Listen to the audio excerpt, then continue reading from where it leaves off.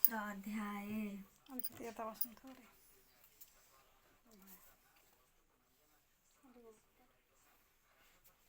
कुमारजी आज्ञा गर्नुहुन्छ, हे अस्ते मुने। त्यसपछि महादेव राजहंसहरूका राजा भएर मानसरोवरमा अनेक हंसका साथ जलक्रीडा गरिरहनु भएको थियो। त्यही अवसरमा विष्णुलाई ठुलो बेगले आएको देखि राजहंस रूप महादेव भन्नुहुन्छ, हे विष्णु, यस्तो बेगले म कहाँ के काम परेर आयौ? तिमीलाई के कष्ट आइलाग्यो भन। यति महादेवको वचन सुनि विष्णु गरुडबाट ओर्ली दण्डवत प्रणाम गरेर बोले, हे ईश्वर, हजुर यता आएपछि हजुरको रूप धारण गरी जालन्धर पार्वतीलाई छल्न कैलाश पुगेछ र पार्वतीले मलाई छल्न जालन्धर आएछ भन्ने थाहा पाई त्यहाँ नबसेर कसैले नदेख्ने स्थानमा लुकी मलाई डाक्नुभयो। अनि म गएर सारा विस्तार बुझी यहाँ आएको हुँ। अब म गएर त्यसकी स्त्री वृन्दाको पतिव्रता धर्मनाश पारेर आउँछु। यति विष्णुले वचन सुनि महादेव राजहंसको रूप छाडी आफ्नो रूप धारण गरी क्रोधले रातारात आँखा पारी आज्ञा गर्नुभयो, हे विष्णु, त्यसो हो भने म अब कैलाश जान्छु। तिमी वृन्दा कहाँ गएर त्यसको पतिव्रता धर्मनाश पारेर आऊ। त्यस पापिष्ट जलन्धरलाई म नमारी छाड्ने छैन भन्दै पाखुरा निमोठी क्रोधयुक्त भएर विष्णुलाई पठाई आफू कैलाश पर्वतमा पार्वती लुकिरहेको स्थानमा पुग्नुभयो। अनि महादेव आउनु भएको देखेर पाउ धोई दण्डवत गरेर, हे स्वामी भनी जलन्धर आएको सारा वृत्तान्त वर्णन गरिन्। अनि महादेव आज्ञा गर्नुहुन्छ, हे प्रिय, म त्यो पापिष्ट जलन्धरलाई नमारी छाड्दिन। विष्णु वृन्दाको सत्य डगाउन आएको छन्। उनी आउन साथ युद्ध गरेर त्यसलाई मार्नेछु भनी गौरी शङ्कर दुवैजना कुरा गरिरहे।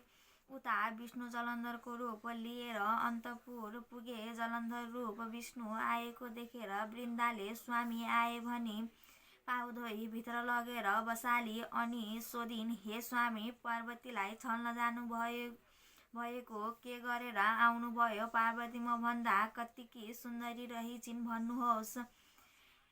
त्यति सुनि जलन्धर रूप विष्णु भन्दछन्, हे वृन्दा, पार्वतीलाई छल्न नसकिने रहेछ, किनकि म पार्वतीको घरभित्र जान खोज्दा ढोकामा बसेर द्वारपाललाई देखि डराएर फर्के। यसरी कुरा गर्दा गर्दै वृन्दाले, यी मेरा स्वामी होइनन्, विष्णु मलाई छल्न मेरा स्वामीको रूप धारण गरेर आएका रहेछन् भन्ने जानी अब मैले के युक्ति गर्नु पर्यो भनी हाउभाउ कटाक्षले विष्णुलाई वशमा पारेर भनिन्, हे स्वामी, म केही कुरा भन्दछु, हजुर मान्नुहुन्छ कि मान्नुहुन्न? यति सुनेर विष्णुले जे भने पनि मान्नेछु भन्ने वचन गरेपछि उनले भनिन्, विशेष कुरा केही होइन, केवल म नआएसम्म यहीँ बसिरहनुहोस् होला भनी स्वामीलाई कोठामा थुनी आफू अर्कै घरमा गएर बसिरहिन्। अहिले आउलिन् भरे आउलिन् भन्दै प्रतीक्षामा 4 दिन बिते तैपनि वृन्दा फर्किनन्। अनि विष्णु चिन्ता गर्न लागे, अब म यसै गरी बसिरहँ भने कति दिन बस्ने जाऊ भने वाचा हारिएको छ। उता महादेव के भन्नुहोला भन्ने चिन्ता अलगै छ। कसरी यहाँबाट उम्कने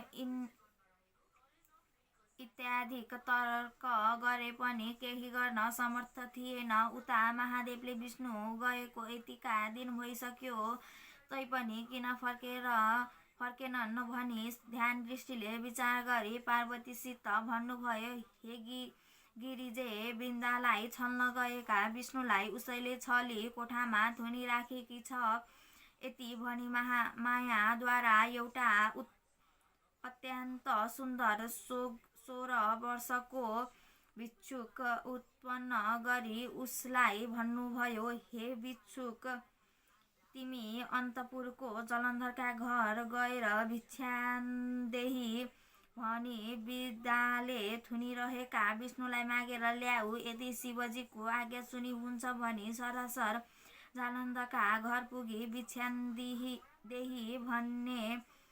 भने अनि वृद्धाले झ्यालबाट हेरिन् र अत्यन्त राम्रो योगी देखि यस्तो राम्रो र अलौकिक योगी मैले आजसम्म देखेकी थिइनँ। मेरो घरमा माग्न पनि कहिले आएको थिएन। यस्तो नवीन योगीलाई भिक्षा दिनै पर्छ इत्यादि तर्फ गरी भिक्षा लिएर गइन्। हे योगीराज, के माग्नको इच्छाले आयौ भन भनिन्। अनि योगीले भने, केही माग्ने इच्छाले आएको हुँ, दिने भए माग्छु, नदिने भए व्यर्थ के माग्नु। त्यति सुनि वृन्दाले भनिन्, मैले दिन सक्ने वस्तु जे मागे पनि दिनेछु भनी वाचा प्रतीक्षा गरेपछि योगीले भने, अरू केही चाहिन्न, केवल तिमीले कोठामा थुनी राखेकोलाई माग्दछु, यति एउटा देऊ। योगीको वचन सुनेर वृन्दा मनमनै विचार गर्न लागिन्, अब के गरौँ। यस योगीले छल गरेर वाचा बन्धन गराई माग्यो, नदिए वाचा हारिन्छ, जे भए पनि वाचा हार्नु अनुचित हो। यस्तो तर्क गरेर कोठामा थुनिराखेका जलन्धर विष्णुलाई बाहिर ल्याई योगीको जिम्मा लगाइदिइन्।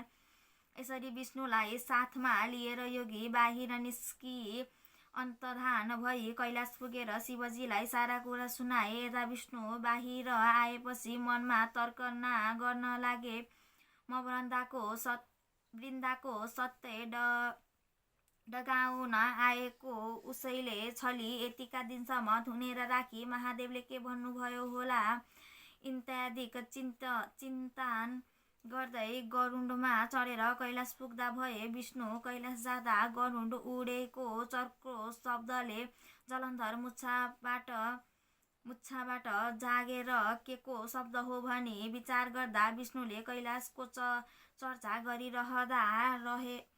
गरिरहदा रहेछन्। अत पार्वतीलाई छल्न कठिन मात्र होइन कि असम्भव रहेछ। अब यहाँ नबसौ, घरै जाउँ भनेर जलन्धर आफू घर गयो। उता विष्णु महादेवको सामुने गएर प्रणाम गरी एकातिर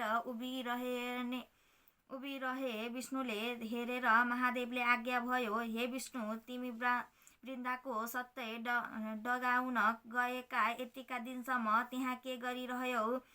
आफू काम अर्थात् उसको सत्य डगाउन सक्यौ कि सकेनौ? महादेवको यस्ता वचन सुनि विष्णु बिन्ती गर्दछन्, हे शम्भो, हजुरको आज्ञाले म गए, तर वृन्दाले छली म फर्केर नआएसम्म कोठामा बसिरहनु भने प्रतीक्षा गराई मलाई थुनेर आफू बाहिर निस्की ऊ आउली भनेर बस्दा कयौं दिन बिते। वाचा हारेको र प्रतिज्ञा गरेको हुनाले त्यहाँबाट निस्कन नसकेर बसिरहेको थिए। पछि एउटा योगीको साथ लगाई छाडिदिइन् र हजुरको दर्शन गर्न हाजिर भए।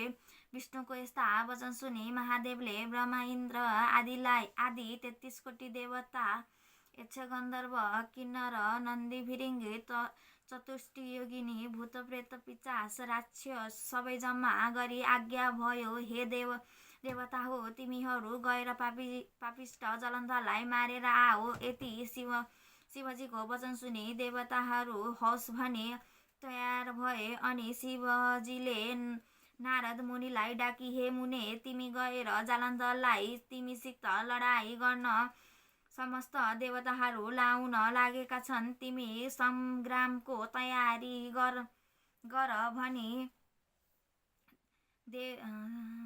देऊ। शिवजीको आज्ञा अनुसार नारदजी तत्काल जलन्धरको घर जाँदा भए। हे मुने, उता जब कैलाशबाट जालन्धर आफू घर गयो तब वृन्दाले स्वामी आएको देखेर पाउ धोई भित्र लगेर बसेपछि सोधिन्, हे स्वामी, पार्वतीलाई छल्न जान्नुभएको के कसो भयो? अनि जलन्धर भन्दछन्, हे प्रिय, त्यो विषयमा विस्तारले भन्दछु सुन। म महादेवको भेष धारण गरी कैलाश पुग्दा पार्वतीले देखिन् र सुँडको कमण्डलुले मेरो खुट्टा धुन गइन्। त्यसै बेला मैले देखे ती भन्दा सुन्दरी स्त्री तिनै लोकमा हुनु असम्भव छ। अत तिनको अनिन्द्र रूप देख्न साथ मेरो होस हराई मुच्छा परेर भुइँमा ढलेको थिए। पछि चेत आयो र उठेर हेर्दा पार्वती कता गई केही जान्न सकिन र घर फर्केर आए। यति आफ्ना स्वामीको वचन सुनि वृन्दा भन्दछिन्, हे स्वामी, तपाईँ यहाँबाट हिँडेपछि विष्णुले तपाईँको रूप धारण गरी मलाई छल्न आएका थिए, तर मैले चिने निकै दिनसम्म कोठामा थुनिराखेकी थिएँ। पछि एउटा अनौठो भिक्षुक आएर माग्दा विष्णुलाई दिई पठाए। यति स्त्रीको वचन सुनि जलन्धर रिसाई, हे प्रिय, त्यस्तो हो भने म पार्वतीलाई नछली छाड्दिन, फेरि जान्छु भन्दै जलन्धर घरबाट निस्किनु र शिवजीको आज्ञाले गएका नारद मुनि टुप्लुक्क पुग्नु एकसाथ भयो। अनि नारदीले सोधे, हे जलन्धर, तिमी कहाँ जान हिँडेका? उसले भन्यो, म भिक्षा माग्न हिँडेको हुँ। तब नारदजीले फेरि भने, हे जलन्धर, मिथ्या कुरा किन भनिरहेका छौ? तिमी जान लागेको मैले जानिसके, पार्वतीलाई छल्न हिँडेका हौ। सुन, तिमीसित लडाईँ गर्न ब्रह्मादि संकल देवताहरू आउन तयार भई खबर दिन मलाई पठाएका हुन्। अब तिमी अन्त कतैतिर जान पट्टी नलागेर आफ्ना फौज र शस्त्र लिई सङ्ग्रामको तयारी गर। यति नारदजीको कुरा सुनि त्यसो भए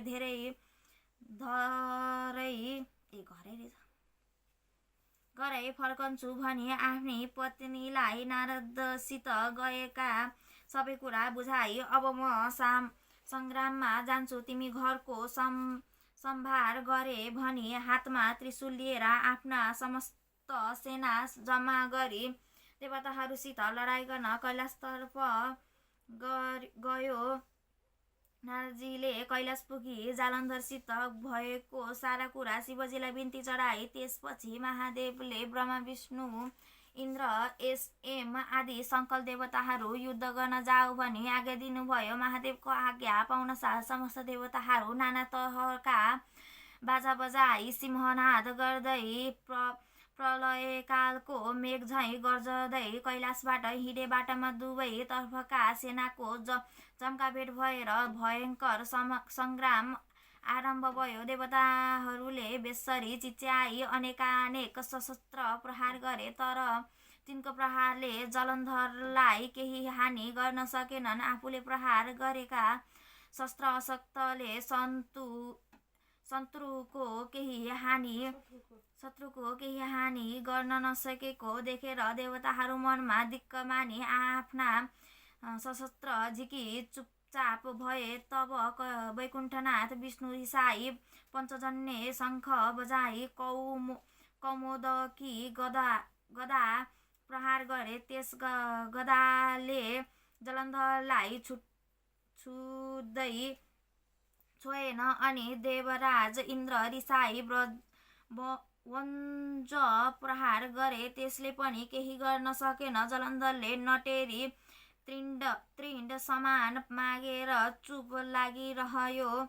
यति हुँदा पनि देवताहरूले शस्त्र प्रहार गर्न छाडेका थिएनन्।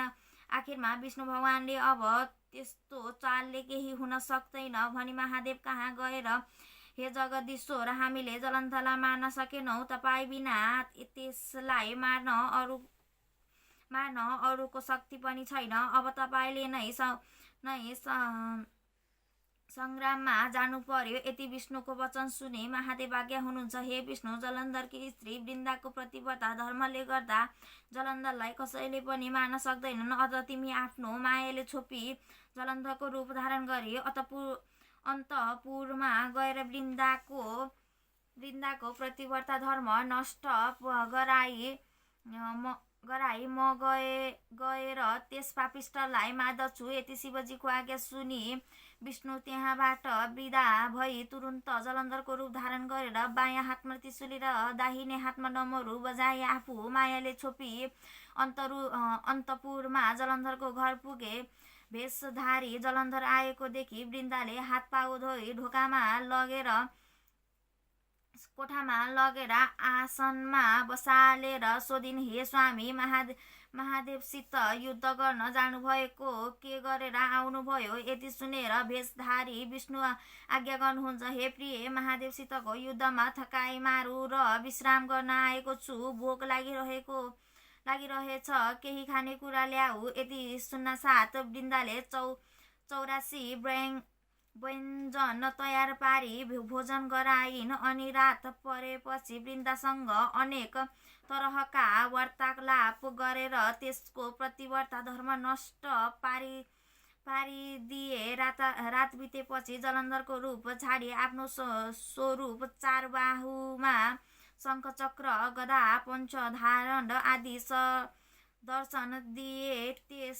त्यो देखेर वृन्दा रिसाई, हे पापिष्ट विष्णु, तिमीले कपट गरेर मेरो पतिव्रता धर्म नष्ट गरिदियौ भनिन्। अनि विष्णु आज्ञा गर्नुहुन्छ, हे वृन्दा, जलन्धरलाई शिवजीले हिजै मारिसके। अब तिमीले म वैकुण्ठको अधिपति भएको नारायण जस्तोलाई स्वामी पाएपछि तिमीलाई के को चिन्ता? तिमी पत्याउन्यौ भने एकछिनमा समाचार पाउली भनी नाना तरहसित वृन्दालाई बुझाउँदा भए। इति श्री स्कन्द पुराणे केदारखण्डे माघमाहात्म्ये कुमार अगस्त्य संवादे श्री स्वस्थानी परमेश्वर व्रतकथाए वृद्धा प्रतिव्रता धर्म हरण नाम 17 अध्याय। श्री स्वस्थानी माता की जय।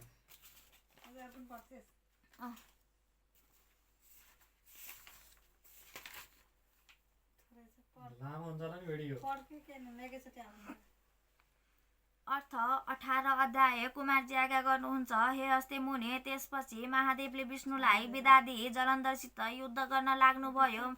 महादेव र जलन्धरको भयङ्कर सङ्ग्राम भयो। वृन्दाले पतिव्रता धर्म विष्णुले हरण गरिसकेका हुनाले जालन्धर शक्ति क्षीण भई महादेवसित युद्ध गर्न नसकी आकाशमा गएर माया युद्ध गर्न लाग्यो।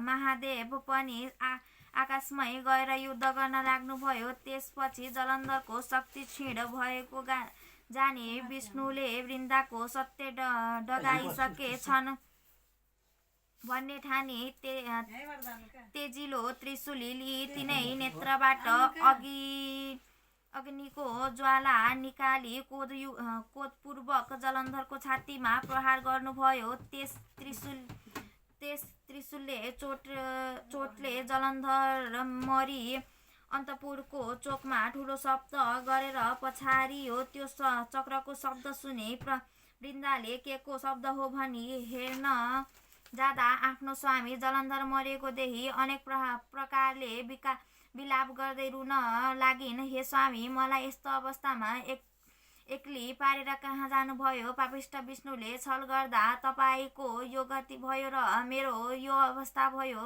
तपाईँ बिना म प्राण राख्न सक्दिनँ। तपाईँ जहाँ जानुभयो म पनि उही जान्छु भन्दै केश फिजाई विष्णुको मुखमा हेरेर भन्न लागिन्, हे पापिष्ट विष्णु, तिमीले छली मेरो पतिव्रता धर्म नष्ट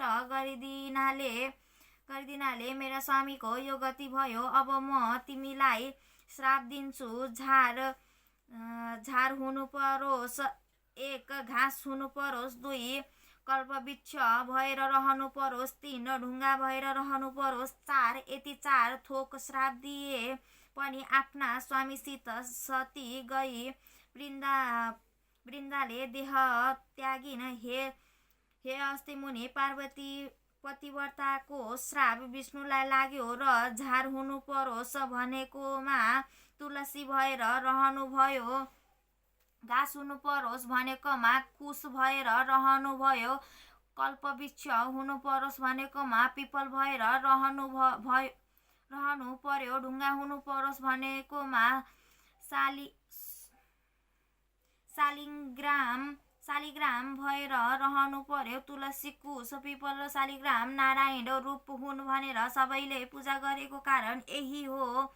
हे मुने, पतिव्रता धर्म भनेको ठुलो धर्म हो। त्यसपछि वृन्दाको श्राप मोज गर्न जान्छु भनी विष्णु भगवान तुलसी, कुश, पिपल र शालिग्राम भएर रहनुभयो। विष्णु भगवान गएपछि शिवजी साँडेमा चढी सकल देवता अघिपछि लगाई अनेक सुखीका बाजा बजाई, अप्सराले नाची, गन्धर्वले गाना गरी, पुष्प वृष्टि गर्दै कैलाशमा प्रवेश गर्नुभयो अनि प्रथम गण सहित शिव शक्ति स्वरूपले रहनुभयो। त्यसपछि सबै देवताहरू महादेवसित बिदा मागेर आफ्ना आश्रममा गए, आनन्दपूर्वक रहन लागे। हे अस्ति मुने, अब पातलका कुरा कहन्छु, तिमी ध्यानपूर्वक सुन।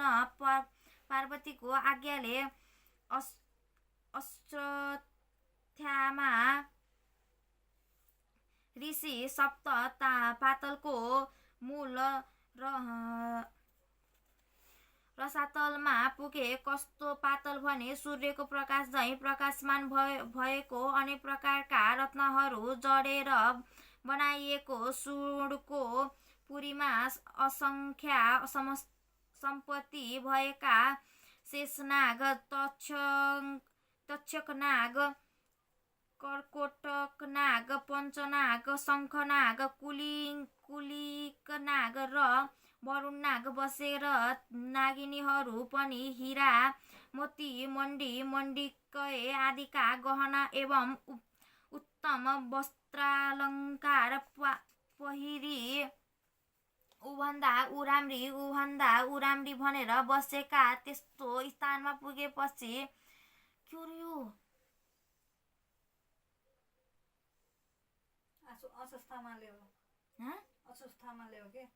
अश्वत्थामाले हे शेषनाग, पार्वतीको आज्ञाले श्रीस्वस्थानी परमेश्वरीको व्रत गराई, जो दुखी छन्, जो दरिद्र छन्, तिनको उद्धार गर्न आएको हुँ। यहाँ कोही दुखी छन् कि भनी सोधे। अश्वत्थामाको वचन सुनि शेषनागले भने, हे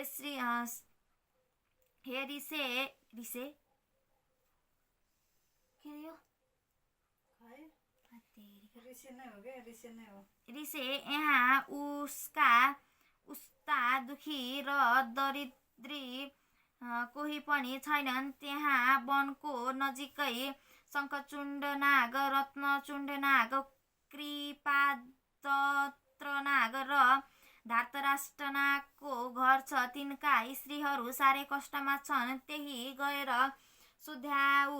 यति शेषनागले भनेपछि अश्वत्थामा तिनै नागिनी कहाँ गए। शङ्खचूण्ड नागकी स्त्री हीरावती, रत्नचूण्ड नागकी स्त्री रत्नावती र कृपादत्रनागकी स्त्री मृगावती एवं धार्तराष्ट्रनागकी स्वामी मदनावती, यति नागिनी परस्पर अन्य प्रीतिले बस्दा दैव संयोगले दुखी पाई घरमा बस्न नसकी ती चारैजना नागहरू परदेश गए। अनि नागिनीहरू पनि परदेश गएपछि चारैजनाले सल्लाह गरी घर छाडेर वनमा बसी दुःखका दिन बिताउन लागे। ती नागिनीहरू दुःखमा परे पनि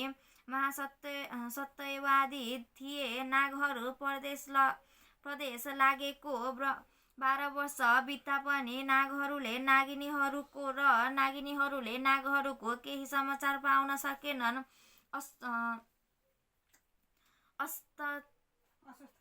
अश्वत्थामा स्त्री त्यस्ता रुखमा अश्वत्थामा ऋषि त्यस्ता दुःखका सिन्धुमा डुबिरहेका ती नागिनीहरूलाई हपार्दै पुगे। ती नागिनीहरूले सुनेर को हपार्दछ भनी गुफाबाट निस्केर हेरे अनि अवस्थामा ऋषिलाई देखेर सोधे, हे अवस्थामा ऋषि, आज हामी पापिनी दुखिनीका घर के कामले आउनुभयो? तब अवस्थामा भन्दछन्, हे नागिनी हो, पार्वतीको आज्ञाले श्री स्वस्थानी परमेश्वरीको व्रत गराई जो दुखी छन्, जो दरिद्र छन्, जसका पुरुष छैनन्, जो सन्तानहीन छन्, तिनको उद्धार गर्न आएको हुँ। यति अवस्थामानको वचन सुनि नागिनीहरूले मनमा आनन्द मानी, हे ऋषिश्वर, हामी दुखी पनि छैनौँ, दरिद्र पनि छौँ। हामी दुखी पनि छौँ, दरिद्र पनि छौँ, पापी पनि छौँ, हाम्रा सन्तान पनि छैनन्, पुरुष पनि छैनन्, अत हामीलाई त्यो व्रत अवश्य गराउनुहोस् भनी नागहरू परदेश गएको र आफूले दुःख पाएको सबै विस्तार गरिसकी आराधपूर्वक आसनमा बसाले अनि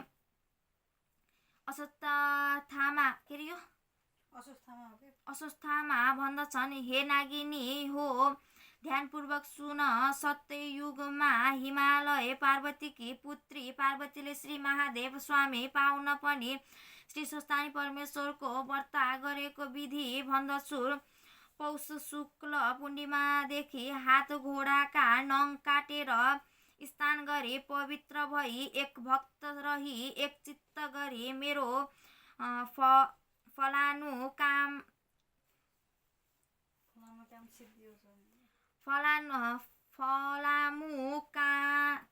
कामना सिद्ध होस् भनी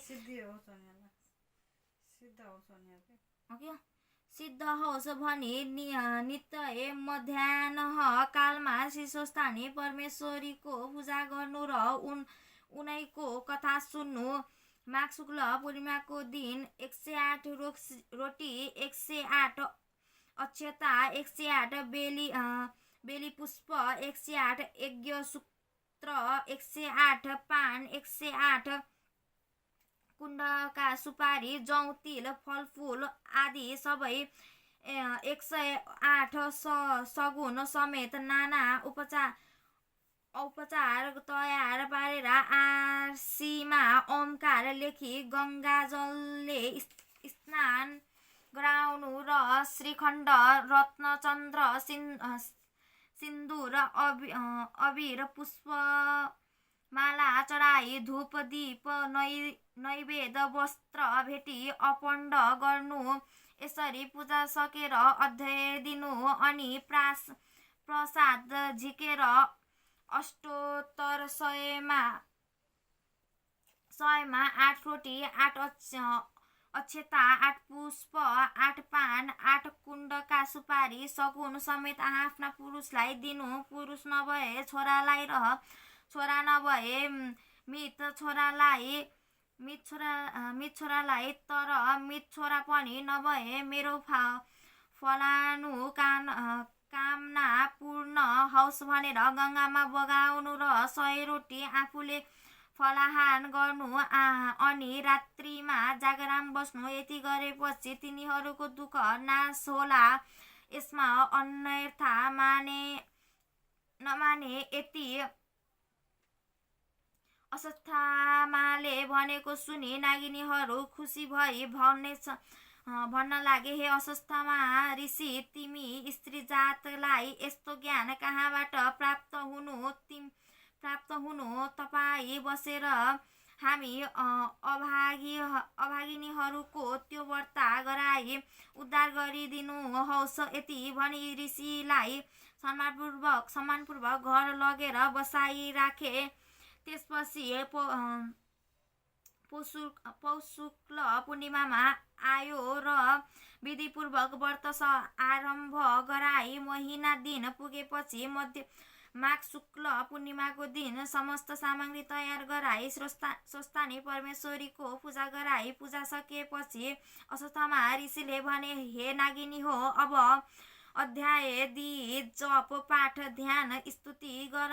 अनि नागिनीहरूले स्तुति गरेर अञ्जली जोरी, हे ईश्वर, हामी दुखियाहरूको पूजाले प्रसन्न भई यो दुखीको समुद्रबाट पार लगाउनुहोस् भनेर स्तुति गर्दा गर्दै पूर्व दिशाबाट हजार सूर्यको जस्तै तेज भएकी श्री स्वस्थानी परमेश्वरी प्रकट भएर दर्शन दिइन्। हे नागिनी हो, तिमीहरूको श्रद्धा भक्तिले म प्रसन्न भए वरदान माग भन्नुभयो। अनि ती नागिनीहरूले बिन्ती गरे, हे ईश्वरी, हामी दुखिनीहरूको दुःख हरण होस्, हाम्रा स्वामीहरू चाँडै आइपुगुन् भनी मागे। अनि ईश्वरीले तथास्तु भनी वरदान दिइन्। त्यसपछि प्रसाद झिक्न लाग्दा श्री स्वस्थानी परमेश्वरीको व्रतको प्रभावले परदेशबाट नागहरू आइपुगेर नागिनीहरूले नाममा आनन्द मागे। धन्य धन्य स्वस्थानी परमेश्वर भनी प्रसाद झिकेर 8 रोटी, 8 अक्षता, 8 बेरी पुष्प, 8 पान, 8 कुण्डका सुपारी सगुन समेत आफ्ना पतिलाई दिएर दण्डवत प्रणाम गरे।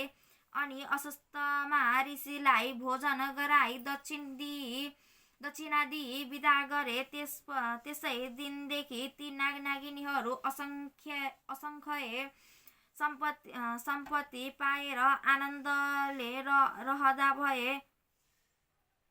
इति श्री स्तर पुराणे केदारखण्डे माघ महात्म्ये कुमार अगस्त्य संवादे श्री स्वस्थानी परमेश्वर व्रत कथाए नागिनी व्रतकरण नाम 18 अध्याय। श्री स्वस्थानी माता की जय।